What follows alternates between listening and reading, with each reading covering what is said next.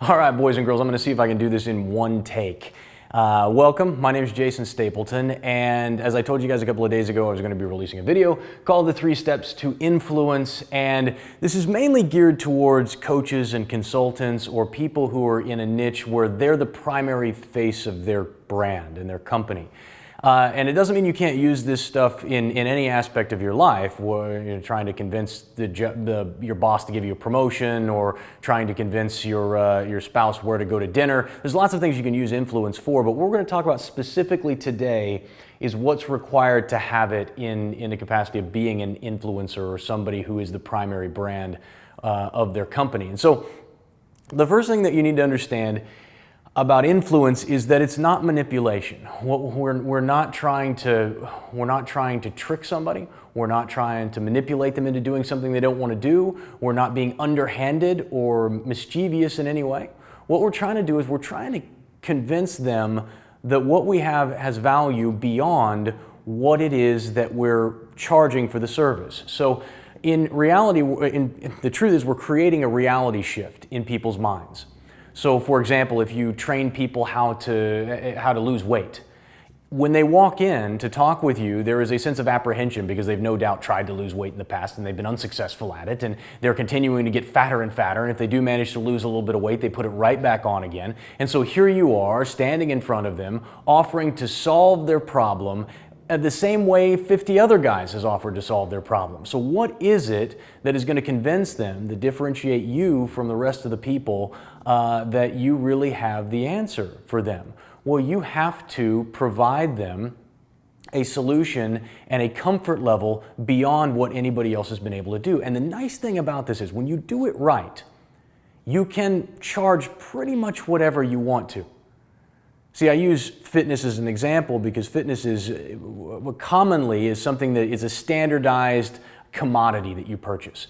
Any gym you walk into will have trainers. Any trainer will charge you an hourly rate, and that hourly rate will be roughly consistent with what the quote-unquote market will bear. But there are also markets and there are also trainers who charge 5, 10, 50, 100 times what your average guy in a gym charges.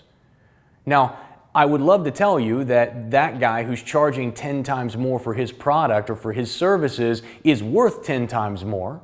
In reality, he's likely giving the same advice as anybody else, because what is fitness? What is weight loss and maintaining a healthy body? Well, eat right, diet, exercise, consume less calories than you put in. There are a million different training strategies that one can use, but the truth is, if you consume fewer calories than you burn, and you spend your time exercising and eating healthy foods, you're going to lose weight. And so in reality, there's nothing that much different that a guy charging 10 times for his service is doing than the guy who's charging 1x. The difference is how he is perceived by the people who are coming to him.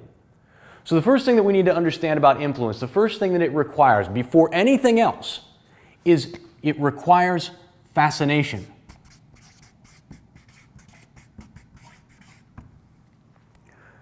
So in order for you to have influence over somebody else, your market must be fascinated with you. Now, fascination it's a step beyond mere interest. And so the way we look at this is everybody has something in their life that they're fascinated about. And it can be a person, it can be a thing. Whatever that is for you, you will notice that you find yourself consuming massive amounts of information on it. You almost have an unlimited amount of time with which to consume information on this topic or on this person. When we look at things like golf or automobiles or celebrities, this is something that everybody at one point or another has a fascination with. And you have to understand that if you ever want to have influence over someone, you have to have a deeper level of connection with them than mere interest. Interest is, oh, well, yeah, I don't know that guy's out there. I don't know much about him, but I know he's out there and I know kind of what he does. And he's an interesting guy, and every once in a while I'll watch some of his stuff. But you have no control over that person. You're not going to be able to influence that person to decide to do X rather than Y. What you want is the guy who's coming to you and saying, why haven't you sent me an email in a while? When's your next video coming out? When can we get together to talk about an issue that I'm having, or about I need your advice and counsel on something? You want the guy who is waiting with bated breath for you to make him an offer so that he can give you money. That's the level of connection that we want to have with our audience. Now the question is, how do you do that, right? Oh, great, Jason, I'm just going to be fascinating. What does it mean to be fascinating? What does it mean to have fascination? What does it mean to have influence? Well, the first thing that you have to do if you want somebody to be fascinated with you is you must be someone, okay? Now what do I mean by that? Because everybody's somebody. To be someone simply means you have to have a persona. People have to know how you feel about life, about success, about money, health, relationships, religion. If they don't know you, they can't like you and they can't trust you. And too many experts, too many quote coaches and experts spend way too much time showing their wares and not enough time talking about themselves. It's one of the reasons that you're likely competing on price. You're constantly going into meetings having to justify your fees. You are constantly dealing with objections and competition in your industry when it is completely and wholly unnecessary. If you're encountering that in the discussions that you're having and in the pitches that you're making, it's because you don't have a level of fascination with your audience. The people who are coming to do business with you, you're one of 5 or 10 or 15 or 20 different people that they have to choose from, and the question is, why you?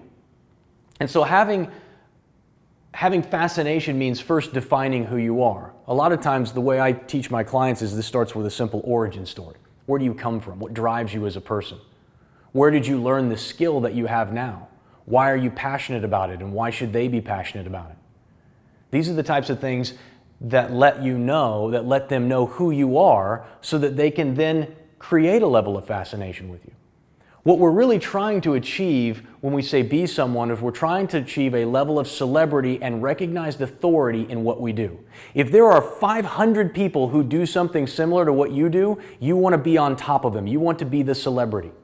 You can think about it like movie stars. There's a million people out there trying to become movie stars, but everybody knows who Brad Pitt is. Everybody knows who Morgan Freeman is. Everybody knows who Meryl Streep is. Okay, they have reached the pinnacle. They are true celebrities in their niche. And so we want to create that level of celebrity and authority in what we do. And the first way we do it is by creating an origin story and letting people know what we believe and why we believe it, and why, and something about our history and our background. This is not really about you giving them your credentials, because nobody cares about your credentials. What they care about is you. Do I know, like, and trust this person? And if you don't tell them who you are, there's no possible way that they can know that. And so creating celebrity and authority also doesn't mean being world-renowned. We have no interest in being a world-renowned celebrity. What we want is niche celebrity.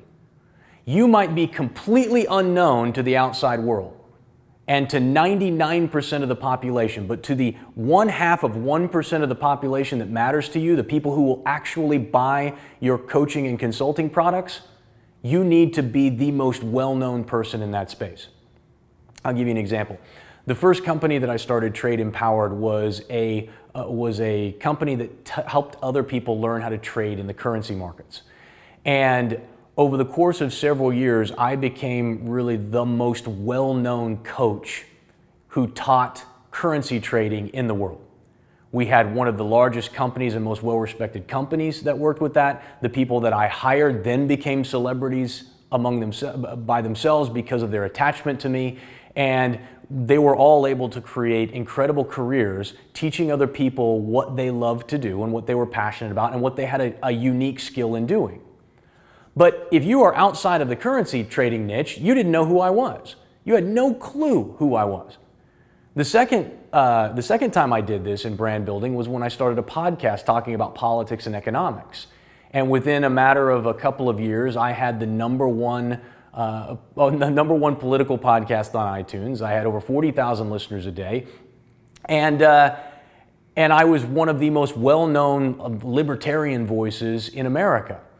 But if you were outside of that sphere, if you didn't pay attention to that, you had no idea who I was. But the thing is, both of those industries, both of those niches generate millions of dollars a year for me, for the people that I work with. And that's what we're trying to get. So we're not trying to get some sort of wild international celebrity and fame. What we really want to start with is niche celebrity. To the people who will buy what we have to offer, they need to know who we are, and they need to be fascinated with who we are. Okay? What's the next thing? So what are some other ways to create fascination? Well, we got to be somebody, right? So they have to have an interest in who we are. We got to be a little bit different. We've got to be an outside the box thinker. We've got to have a unique perspective on the world that they want to agree with. And then the next thing we got to do is we got to be somewhere. I know it sounds simple, but most people don't do this stuff. So what's one of the things that celebrities and authorities are constantly doing? Well, they're constantly somewhere doing something. So what are some of the things that you are doing in your business to show that you are out engaging with the world? Are you speaking at events? Are you creating videos of you out on the town? Are you traveling to seminars and meeting people there? What is it that you are doing? So the best way I can do this is to give you an example for me. So every year, because of my relationship with Westwood One as the company that sells advertising for my podcast, I get the chance to go to the American Music Awards. And it's a really big event, and I mean, it's a huge spectacle, and it's really cool to go and see it. But I don't think that I would ever pay to go to the AMAs and sit and listen to pop music. It's really not my thing.